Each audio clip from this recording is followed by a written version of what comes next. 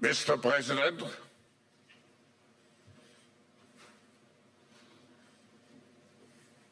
hello.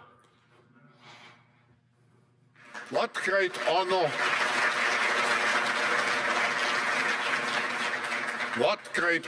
and pleasure to welcome you back to the Davos community.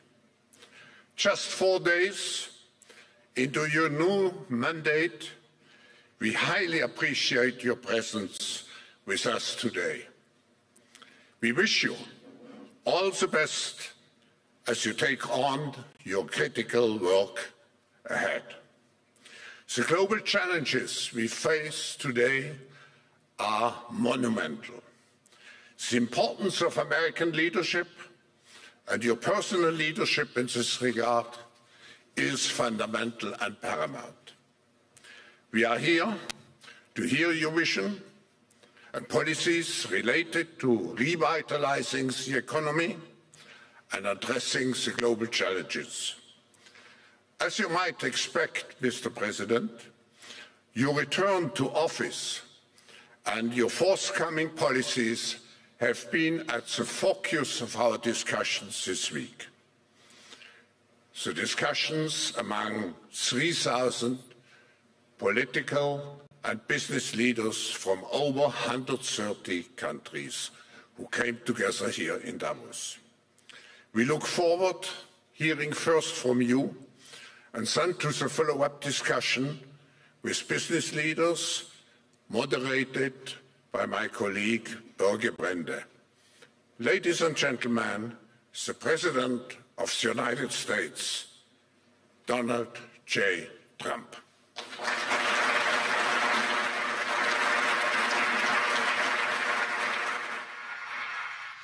Well, thank you very much, Klaus, and hello to everyone in beautiful Davos.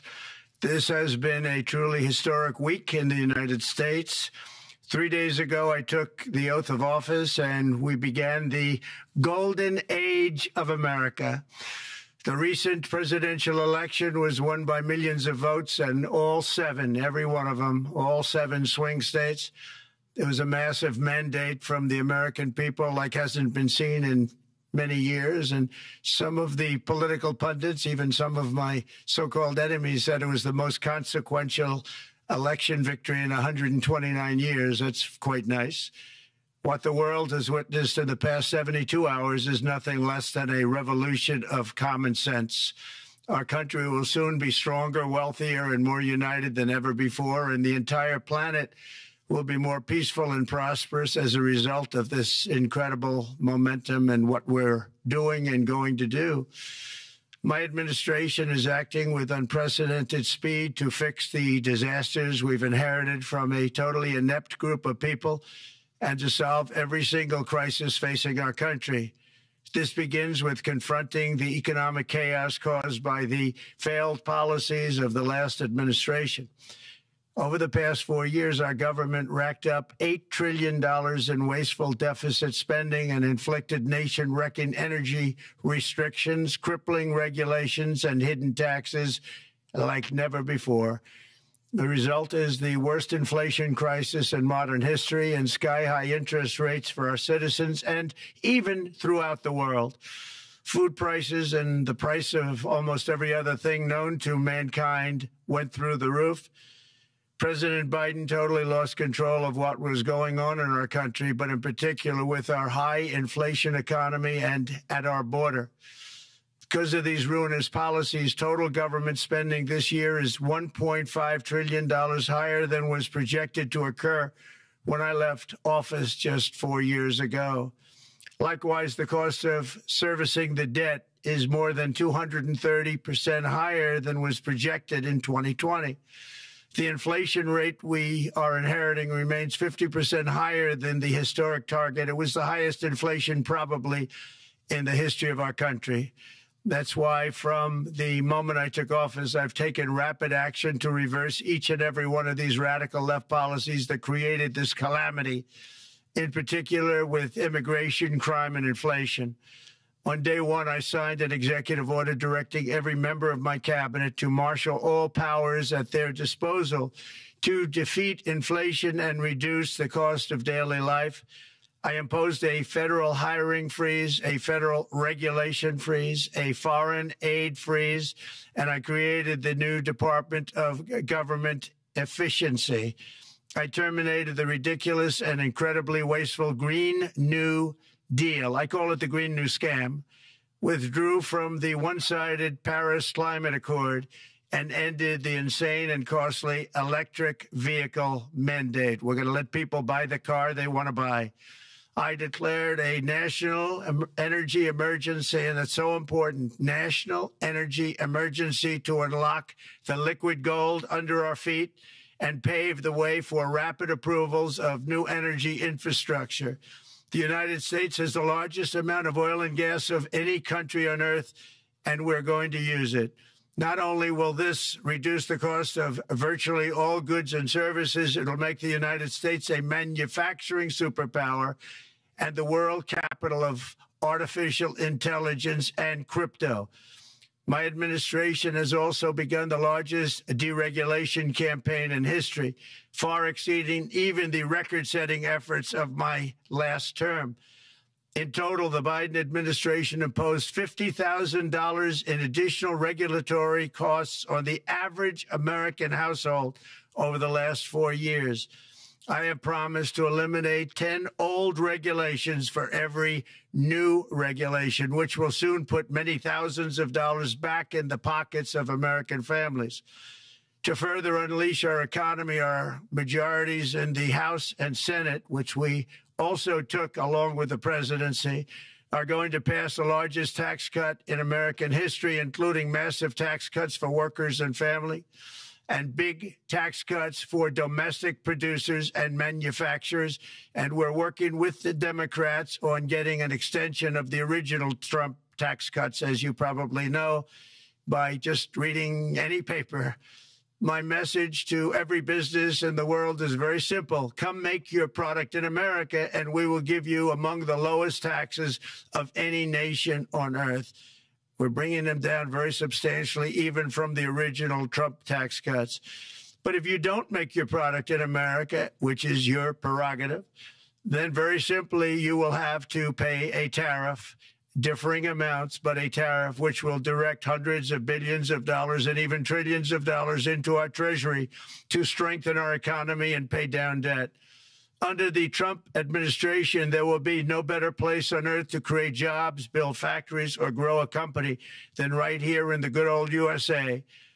Already Americans' economic, you can see this, I think, maybe even in your wonderful, wonderful room that you're all gathered together, so many of my friends, but Americans, the economic confidence is soaring like we haven't seen in many, many decades, maybe not at all. Upon my election, it was just announced that small business optimism skyrocketed by 41 points in a single month. That's the highest ever. There's never been anything like that. SoftBank has announced between a $100 and $200 billion investment in the U.S. economy because of the election result. And just 2 days ago, Oracle, SoftBank, and OpenAI announced a $500 billion investment in AI infrastructure. Other companies likewise have announced billions and billions and billions, adding up to trillions of investment in America, in the United States. And it's also reported today in the papers that Saudi Arabia will be investing at least $600 billion in America. But I'll be asking the Crown Prince, who's a fantastic guy, to round it out to around $1 trillion. I think they'll do that because we've been very good to them. And I'm also going to ask Saudi Arabia and OPEC to bring down the cost of oil. You got to bring it down, which, frankly, I'm surprised they didn't do before the election. That didn't show a lot of love by them not doing it. I was a little surprised by that. If the price came down, the Russia-Ukraine war would end immediately. Right now, the price is high enough that that war will continue. You got to bring down the oil price. You got to end that war. They should have done it long ago. They're very responsible, actually, to a certain extent, for what's taking place. Millions of lives are being lost. With oil prices going down, I'll demand that interest rates drop immediately, and likewise, they should be dropping all over the world. Interest rates should follow us. All over, the progress that you're seeing is happening because of our historic victory in a recent presidential election. one that has become quite well known throughout the world. I think a lot of things are happening to a lot of countries. They say that there's light shining all over the world since the election, and even countries that we aren't particularly friendly with are happy because they understand what there is a future and how great the future will be. Under our leadership, America is back and open for business. And this week, I'm also taking swift action to stop the invasion at our southern border. They allowed people to come in at levels that nobody's ever seen before. It was ridiculous. I decided and declared to do, and very, very importantly, a national emergency on our border, immediately halted all entry of illegal border crossers, of which there were many, and began promptly returning the illegal trespassers back to the place from which they came. That action, as you've probably seen, has already started very strongly. I've deployed active duty U.S. military and National Guard troops to the border to assist in repelling the invasion. It was really an invasion.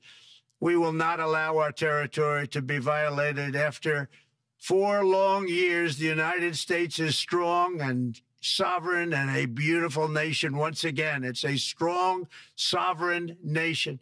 In addition, I'm pleased to report that America is also a free nation once again. On day one, I signed an executive order to stop all government censorship. No longer will our government label the speech of our own citizens as misinformation or disinformation, which are the favorite words of censors and those who wish to stop the free exchange of ideas and, frankly, progress. We have saved free speech in America, and we've saved it strongly. With another historic executive order this week, I also ended the weaponization of law enforcement against the American people and, frankly, against politicians, and restored the fair, equal, and impartial rule of law. My administration has taken action to abolish all discriminatory diversity, equity, and inclusion nonsense. And these are policies that were absolute nonsense throughout the government and the private sector. With the recent yet somewhat unexpected great Supreme Court decision just made, America will once again become a merit-based country. You have to hear that word, merit-based country. And I've made it official, an official policy of the United States, that there are only 2 genders, male and female. And we will have no men participating in women's sports, and transgender operations, which became the rage, will occur very rarely. Finally, as we restore common sense in America, we're moving quickly to bring back strength and peace and stability abroad. I'm also going to ask all NATO nations to increase defense spending to 5% of GDP, which is what it should have been years ago. It was only at 2%, and most nations didn't pay until I came along. I insisted that they pay, and they did, because the United States was really paying the difference at that time, and it was unfair to the United States. But many, many things have been unfair for many years to the United States. Before even taking office, my team negotiated a ceasefire agreement in the Middle East, which wouldn't have happened without us, as I think most of the people in the room know. Earlier this week, the hostages began to return to their families. They are returning, and it's a beautiful sight, and they'll be coming in more and more. They started coming back on Sunday. Our efforts to secure a peace settlement between Russia and Ukraine are now hopefully underway. It's so important to get that done. That is an absolute killing field. Millions of soldiers are being killed. Nobody's seen anything like it since World War II. They're laying dead all over the flat fields. It's a flat field farmland, and there's millions of Russians and millions of Ukrainians, and nobody's seen anything like it since World War II. It's time to end it.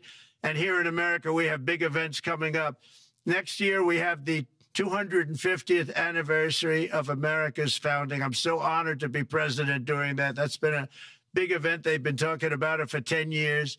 We also have the World Cup, and I understand Gianni's in the room. Infantino, he was very instrumental in helping us get it. He's there with you someplace, I think, and I want to thank him for that. And then we have the Olympics coming up, which I was instrumental in getting also in my first term. And who would have known that by skipping a term, I would get the Olympics? I was upset. I said, you know, I got the Olympics to come and I won't be president. But it turned out through a stroke of luck, or whatever you might call it, that I'm going to be president during the World Cup and the Olympics and the 250th anniversary. So that's going to be 3 big events. And we've accomplished more in less than 4 days. We have really been working 4 days than other administrations have accomplished in 4 years. And we're just getting started. It's really an amazing thing to see. And the spirit and the light over our country has been incredible. Under the last administration, our nation has suffered greatly, but we're going to bring it back and make it greater, bigger, stronger, better than ever before. I want to thank everybody for being with you. I would have been there myself, except the inauguration was 2 days ago. I thought it might be a little bit quick to make it the first stop, but we'll get there one day. We hope to get there. But I do appreciate, I heard the audience is fantastic, and many of my friends are in the audience, and I will be taking questions now from some very distinguished people. Thank you all very much.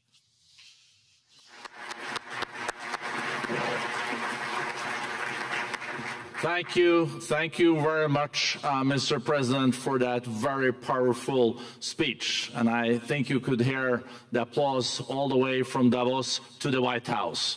But next year it will be even better, because then you can get the applause here in Davos. So we wish you welcome to our village next year. We hope to see you.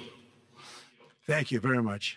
So we also know, Mr. President, that you open up for interaction here. We have a great panel with some of the most distinguished business people in the world. Let me start with someone that you know really well, that I think is almost a neighbor of you in Florida. Mr. Steve Schwarzman, Chairman, CEO, and co-founder of Blackstone Group. So, Steve, floor is yours. Well, Mr. President, I'm sure the Crown Prince of Saudi Arabia will be really glad you gave this speech today.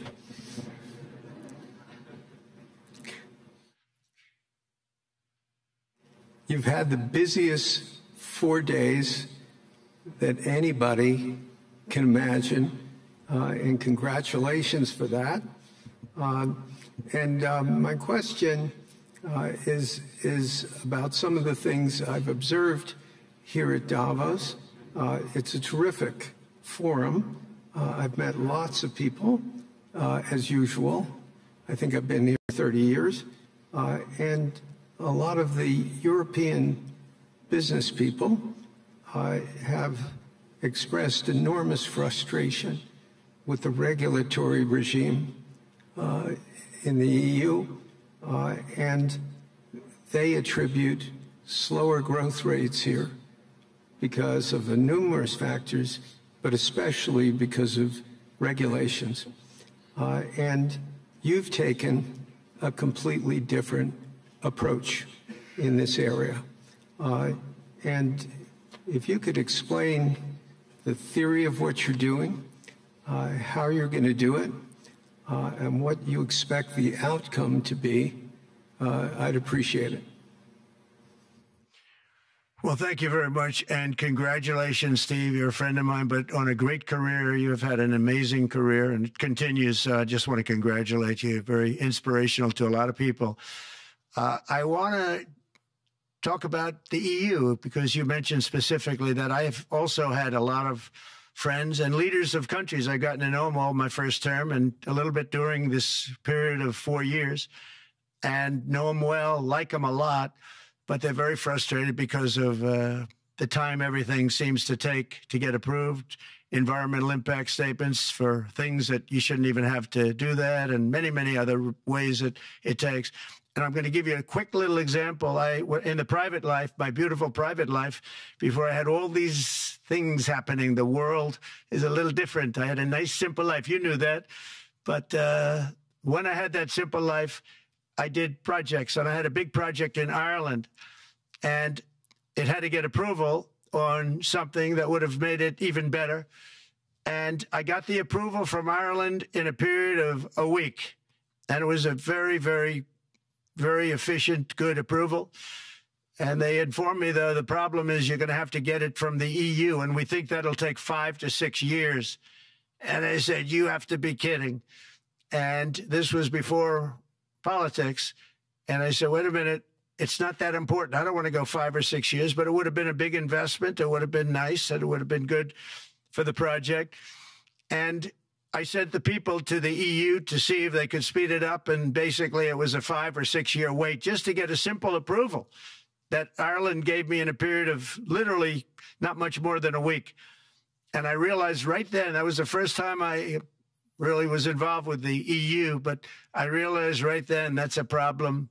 And I didn't even bother applying to do it. Or if I did, I pulled it very quickly. I have to be very accurate because I don't want to be criticized. He did apply, actually. No, I want to be very accurate. So I don't think I did, but if I did, I pulled it very quickly. It was just something you couldn't wait 5 years or 6 years to get an approval. So a lot of, in a very big business sense, a lot of people are claiming that's the problem. From the standpoint of America, the EU treats us very, very unfairly, very badly. They have a large tax that we know about, and a VAT tax, and it's a very substantial one. They don't take essentially don't take our farm products, and they don't take our cars, yet they send cars to us by the millions. They put tariffs on things that we want to do. Like, for instance, I think they actually, in terms of, these are non-economic or non-monetary tariffs, and those are very bad. And they make it very difficult to bring products into Europe, and yet they expect to be selling, and they do sell their products in the United States. So we have, hundreds of billions of dollars of deficits with the EU, and nobody's happy with it, and we're going to do something about it, but nobody's happy with it. So I think the EU has to speed up their process. Friends of mine that are in some of the nations within the EU, great people, they want to be able to compete better, and you can't compete when you can't go through the approval process fast. There's no reason why it can't go faster. So, I'm trying to be constructive because I love Europe. I love the countries of Europe, but the process is a very cumbersome one, and they do treat the United States of America very, very unfairly with the VAT taxes and all of the other taxes they impose. One other, just to finish up, I got a call from the head of a major airline, one of the biggest airlines in the world, and he said, sir, could you help us? What? Landing in Europe is brutal. They charge us fees for everything, and it's so unfair. I said, how does it compare to China? He said, it's much worse. And the other thing, as you know, they took court cases with Apple, and they supposedly won a case that most people didn't think was much of a case. They won 15 or 16 billion from Apple. They won billions from Google. I think they're after Facebook for billions and billions. These are American companies, whether you like them or not. They're American companies, and they shouldn't be doing that. And that's, as far as I'm concerned, it's a form of taxation. So we have some very big complaints with the EU. Thank you. Thank you very much, Mr. President. We'll now go to one of your friends in the EU, Patrick Pouyanné. He's the chairman and CEO of Total Energies. I guess you have a question ready, Patrick, for the president. Mr. President, as we understand, energy is at the top of your agenda, and it's an honor for me to represent the energy industry tonight. In this panel, Total Energies is indeed the fourth largest oil and gas and electricity company in the world. I will not ask you a question about the oil price. It's quite clear what you expect from us. I will go to gas more. And our company is the largest #1 exporter LNG from the US company. We are a strong contributor to, and we invest in a mammoth LNG projects in Texas, $20 billion. It's far from 200, but it's $20 billion. And we contribute with that to security of supply to Europe, as we export this LNG to Europe. Some experts fear that if there are too many projects developed in the US on LNG, this could have an inflationary impact on the US domestic gas price. And they recommend a pause on these projects. I would ask you the following question. What are your views about such a pause on investments on LNG in the US? What would happen if you would observe an increased domestic gas price because of these exports? And final question, which is important for Europe, would you agree to guarantee security of supplies of US LNG to Europe? Well, on the last part of your question, yes, I would. I would make sure that you get it. If we make a deal, we make a deal, you'll get it. Because a lot of people do have that problem. They make a deal and then it can't get supplied because of war-type problems and other problems. So we would absolutely do that. LNG is very interesting because when I took office for the first term, one of the first things I looked at was there were two very massive plants in Louisiana, a state that has been very good to me, won it by many, many points. And I felt strongly indebted to it, actually. And they said there are two plants that have been under environmental consideration for more than 10 years. And they were costing, as you say, you know how expensive those plants are, but they were costing like 12 billion and I think 14 or 15 billion, but they couldn't get their permits. They were in review for years, many, many years, like a decade or more. And I said, so ridiculous. I know so much about that because in the construction industry, I had to go through it too, but I got good at it after a while. But I saw the projects, and you're talking about a total investment of 25 to $30 billion, and it looked like it was going to end. They couldn't get their permits, and I got them done in less than a week. It was done, completed. In fact, when they called them to announce that it was done, the countries, largely countries, Japan was involved and another country and some very big investors, they couldn't believe it. They actually couldn't believe it. And I said, just do yourself one favor. Don't pay any consultants because the only one that got it done was me. I got it done because it was the right thing to do for the U.S. and for the world, but the consultants had nothing to do with it. You know, the consultants go in and they say, give us millions of dollars because Trump did it. Nobody called me about it. I just heard it was a problem for years. And I got it done because it was the right thing to do for the U.S. and the right thing to do for beyond. It had to do with energy, very important. So I think it's very important. I think I disagree with one. I think the more that you do, the lower the price is going to go. And what I'd like to see is rapid approvals. We're going to give very rapid approvals in the United States, like with the AI plants, talking to many people want to build them. That's going to be a very big thing. We're going to build electric generating facilities. They are going to build. I'm going to get them the approval. Under emergency declaration, I can get the approvals done myself without having to go through years of waiting. And the big problem is we need double the energy we currently have in the United States. Can you imagine? For AI to really be as big as we want to have it, because it's a very competitive, it'll be very competitive with China and others. So I'm going to give emergency declarations so that they can start building them almost immediately. And I think it was largely my idea because nobody thought this was possible. It wasn't that they were not smart because they're the smartest, but I told them that what I want you to do is build your electric generating plant right next to your plant as a separate building connected. And they said, wow, you're kidding. And I said, no, I'm not kidding. You don't have to hook into the grid, which is old and, you know, could be taken out. If it's taken out, they wouldn't have any way to get any electricity. So we are going to allow them to go on a very rapid basis to build their plant, build the electric generating plant. They can fuel it with anything they want, and they may have coal as a backup, good, clean coal, you know.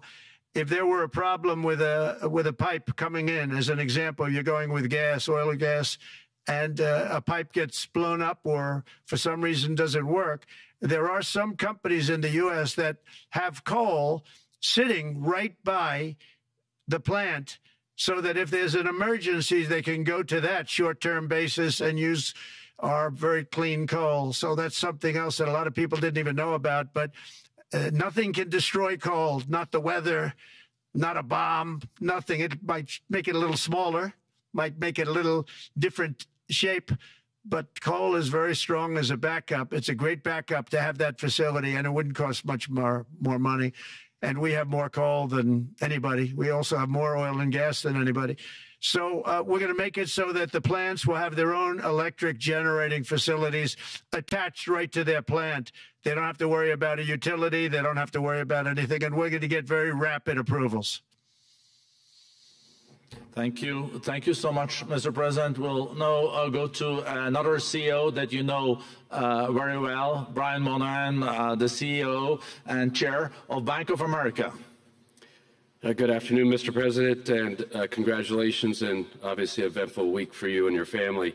If you remember 5 years ago, you came here and we walked among 150 CEOs from all over the world, and you engaged with them about your policies and your procedures. This year, you're not here, and yet this week was eventful from the orders that you mentioned earlier, literally a wave of orders coming out on immigration, on trade, and many other matters. And so, as a representative of the United States here, we got a lot of questions about what does all this mean and how would the president square this with his clear focus on growth, prosperity, market growth, stock market growth, a good bond market, and bringing down prices. So how do you think about the impact of all these orders and how fast they come out, and how you're going to balance them with that scorecard of being successful in both continuing GDP growth, bringing down inflation, and also having a good stock price appreciation for the American citizen? Well, I think it's going to actually bring down inflation. It's going to bring up jobs. We're going to have a lot of jobs. We're going to have a lot of companies moving in. You know, Brian, we're at 21%. It was at 40%, and I got it down to 21%, the corporate tax. And it was actually, if you look at state and city, it was in many cases much higher than 40%. I got it down to 21%.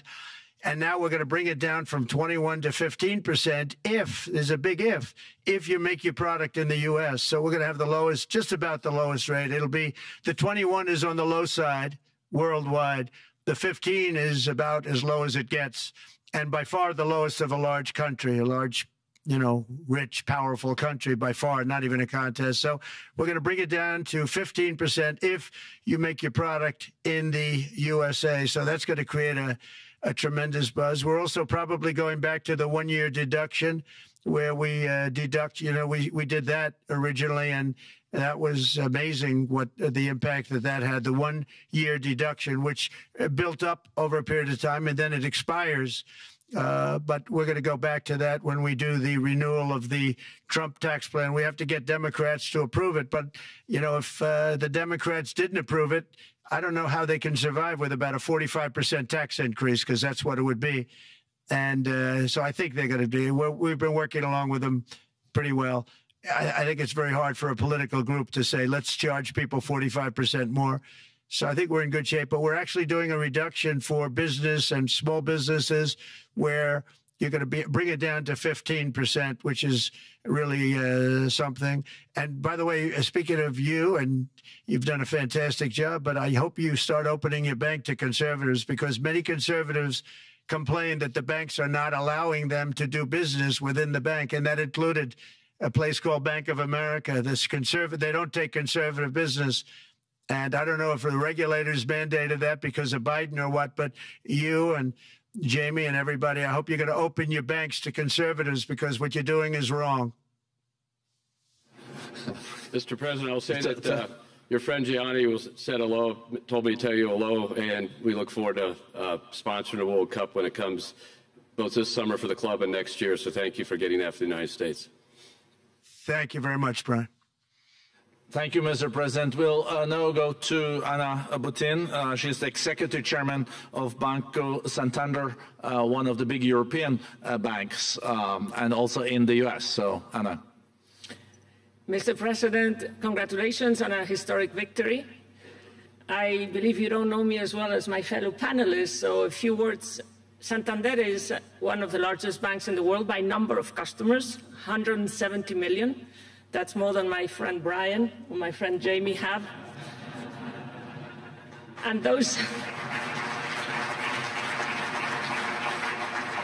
They fixed the regulation. That's coming, that's coming. That was cheeky.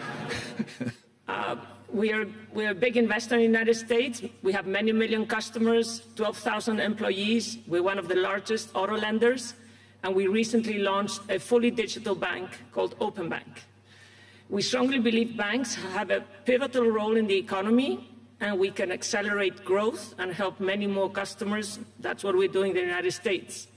So, as Brian pointed out, we very much welcome your focus on deregulation and reducing bureaucracy. So my question is, what are your priorities in this regard, and how fast is this going to happen? Thank you very much. I think it's going to, thank you and congratulations. I know very much about your bank, and you've done a fantastic job. Congratulations. We are going to move very quickly. We've moved very quickly. We've done things in the last 3 days that nobody thought were possible to do in years. And it's all taking effect. It's going to have a huge impact on the economy, a huge positive impact. Money was being wasted on crazy things. I mean, the Green New Deal was such a total disgrace. How that was perpetrated, and it was conceived of by people that were average students, less than average students, I might add, and never even took a course in energy or the environment. It was just a game. Remember, the world was going to end in 12 years. Remember that? Well, the 12 years has come and gone. It was going to end. It was going to all foam into earth. But, you know, the time has come. These people, and they really scared the Democrats large. I can't say the Republicans. The Republicans maybe could have fought harder to stop it, but it's been a tremendous waste of money. You know, during my 4 years, we had the cleanest air, we had the cleanest water, and yet we had the most productive economy in the history of our country. We had the most productive economy until COVID came. We had the most productive in the history of our country by far, and actually, you could look worldwide. We were beating everybody from China to everybody else. So, and we think we really now, with what we have learned and all of the other things that have taken place, we think we can even far surpass that, actually far surpass it. But we do, one thing we're going to be demanding is we're going to be demanding respect from other nations. Canada, we have a tremendous deficit with Canada. We're not going to have that anymore. We can't do it. I don't know if it's good for them. As you probably know, I say you can always become a state. And if you're a state, we won't have a deficit. We won't have to tariff you, et cetera, et cetera. But Canada has been very tough to deal with over the years. And it's not fair that we should have a $200 billion or $250 billion deficit. We don't need them to make our cars, and they make a lot of them. We don't need their lumber because we have our own forests, et cetera, et cetera. We don't need their oil and gas. We have more than anybody. So, you know, just as an example, with Mexico, we're dealing with Mexico, I think, very well. And we're just, you know, we just want to be treated fairly with other nations, because there's hardly a nation in the world, and I blame this on us, and I blame it on politicians that, for some reason, probably mostly it's stupidity, but you could also say other reasons, but mostly stupidity. They've allowed other nations to take advantage of the U.S., and we can't allow that to happen anymore. You know, we have debt. It's a very small debt when you compare it to the value of the assets that we have, but we don't want to do that. We want to just have debt be obliterated, and we'll be able to do that fairly rapidly. And a lot of good things are going to happen. And honestly, good things are going to happen for the world, and good things are going to happen for the people that are dealing with us, allies and beyond allies. One thing very important, I really would like to be able to meet with President Putin soon and get that war ended. And that's not from the standpoint of economy or anything else. It's from the standpoint of millions of lives are being wasted. Beautiful young people are being shot in the battlefield. You know, the bullet, very flat land, as I said, and the bullet goes, there's no hiding. And a bullet, the only thing going to stop the bullet is a human body. And you have to see, I've seen pictures of what's taken place. It's a carnage, and we really have to stop that war. That war is horrible. And I'm not talking economy. I'm not talking economics. I'm not talking about natural resource. I'm just talking about There's so many young people being killed in this war, and that's not including the people that have been killed as the cities are being, knocked down building by building. So we really should get that stopped. Likewise, in the Middle East, I think we've made a lot of progress in the Middle East, and I think that's gonna come along pretty well. Thank you. Thank you, Mr. President. So we know that the most consequential relationship in the world is between the U.S. and China. U.S. 28% of the global economy, China close to 20%. That's almost half of the global GDP. And we know that you called President Xi Jinping last Friday. We heard that you had a good discussion. How do you see the relationship between the U.S. and China in the next 4 years under your leadership? He called me, but I see it very good. I think that we're going to have a very good relationship. All we want is fairness. We just want a level playing field. We don't want to take advantage. We've been having massive deficits with China. Biden allowed it to get out of hand. He's $1.1 trillion deficit. It's ridiculous.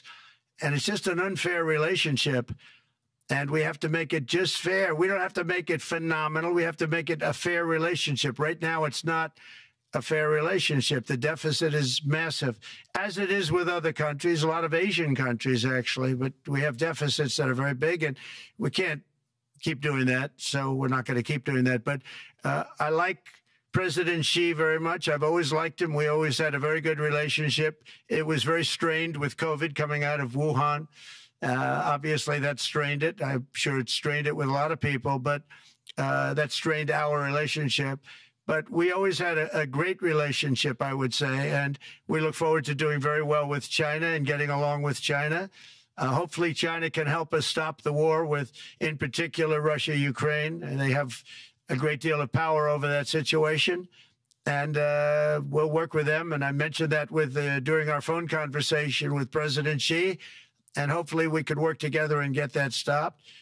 We'd like to see denuclearization. In fact, with President Putin, prior to an election result, which was frankly ridiculous, we were talking about denuclearization of our two countries, and China would have come along. China has a much smaller, right now, nuclear armament than us, or field than us, but they're going to be catching it at some point over the next 4 or 5 years. And I will tell you that President Putin really liked the idea of cutting way back on nuclear. And I think the rest of the world, we would have gotten them to follow. And China would have come along, too. China also liked it. Tremendous amounts of money are being spent on nuclear. And the destructive capability is something that we don't even want to talk about today because you don't want to hear it. It's too depressing. So we want to see if we can denuclearize, and I think that's very possible. And I can tell you that President Putin wanted to do it. He and I wanted to do it. We had a good conversation with China. They would have been involved, and that would have been an unbelievable thing for the planet. Mr. President, when you're back here in Davos next year, will there be then a peace agreement with Ukraine and Russia by then? Well, you're going to have to ask Russia. Ukraine is ready to make a deal. Just so you understand, this is a war that should have never started. If I were president, it would never have started. This is a war that should have never, ever been started. And it wasn't started during there was never even talk about it. I knew that it was the apple of President Putin's eye, but I also knew that there was no way he was going in, and he wasn't going to go in. And then when I was out, bad things happened, bad things were said, a lot of stupidity all around, and you end up with what you have. Now you have all these bombed out cities. They look like demolition sites with many people killed. I think the thing that you'll see about Ukraine is that far more people have died than is being reported. And I've seen that. But far, far more people have died. When you look at a city that's become a demolition site where big buildings have been collapsed by missiles hitting them and everything else, and they say one person was slightly injured. No, many people were killed. Those are big buildings. I was surprised at how that was my business. These are buildings that go 2 and 3 blocks long. They're 20 stories high. They're big, powerful buildings, and they were knocked down, and there were a lot of people in those buildings. It announced that 2 people were injured. That's not true. So I think you're going to find that there were many more people killed in Ukraine in the Ukraine war than anybody has any idea. But if you look now, so many of the people being killed are soldiers just facing each other with guns, rifles, and drones, the new form of warfare, drones. And it's a very sad thing to see. And when you see pictures of the fields that I see, nobody wants to see it. You'll never be the same. Thank you very much, Mr. President, on behalf of all the 3,000 participants here in Davos. We really underline that joining us the 3rd day in your presidency, live taking questions here, is so appreciated, and we are already ready for receiving you next year in person. So thank you very much, and all the best from Davos. Thank you. Thank you very much. Thank you.